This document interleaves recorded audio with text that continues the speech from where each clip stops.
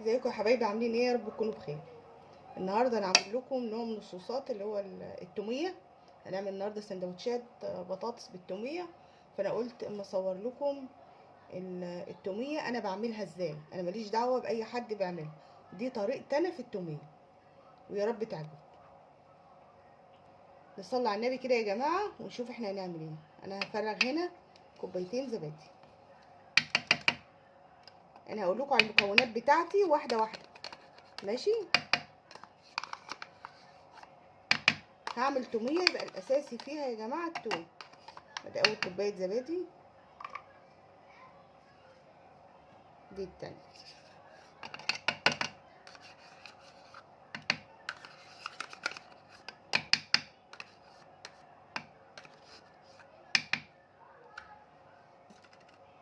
معايا هنا بياض بيضتين، انا فصلت الصفار عن البياض، دول بياض 2 بيض.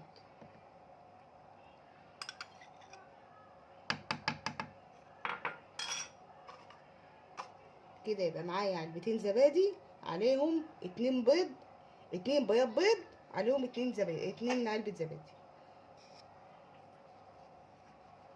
هضربهم الاول كده مع بعض.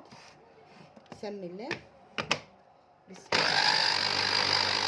ضربنا بياض البيض مع الزبادي. هضيف هنا معلقه واحده خل اهي يا جماعه، بنفس المعلقه اللي انا منزله بيها الزبادي يعني. معلقه اهي خل، وهضيف معاها التومه معانا ملح ومعانا توم. هضربهم الاول شويه وبعدين هنضيف الزيت.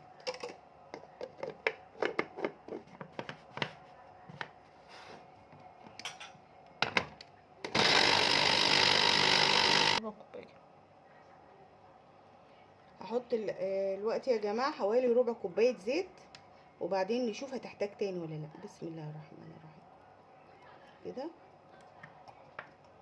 وهنضرب وبعدين نشوف هتحتاج تاني ولا لا.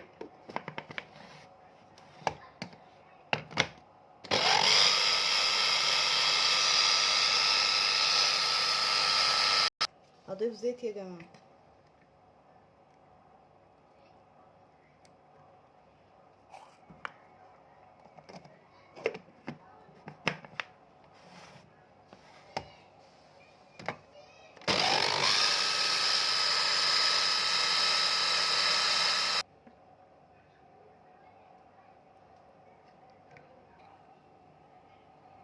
يا جماعه كده حطيت الملح، ربع معلقه ملح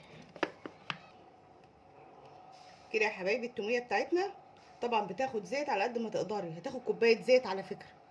اللي عايز يضحي بازازه الزيت يعملها، انا مش مسؤول.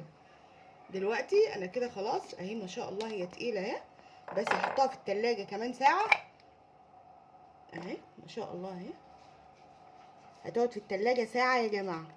ما تخليش فيها حاجه، ده واخده زيت يا ولاد، اوعوا تخلوا حاجه فيها اهي. شوفوا امسحوه اهي.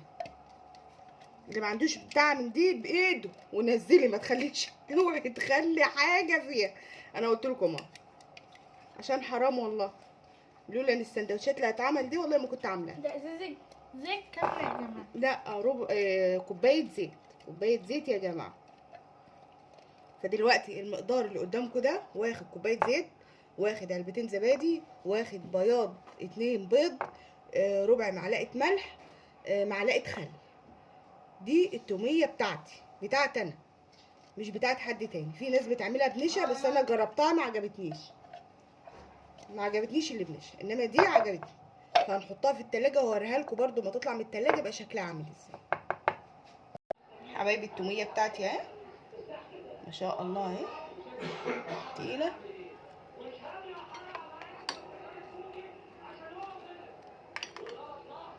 صلوا على النبي كده يا جماعه ويا ريت تجربوها.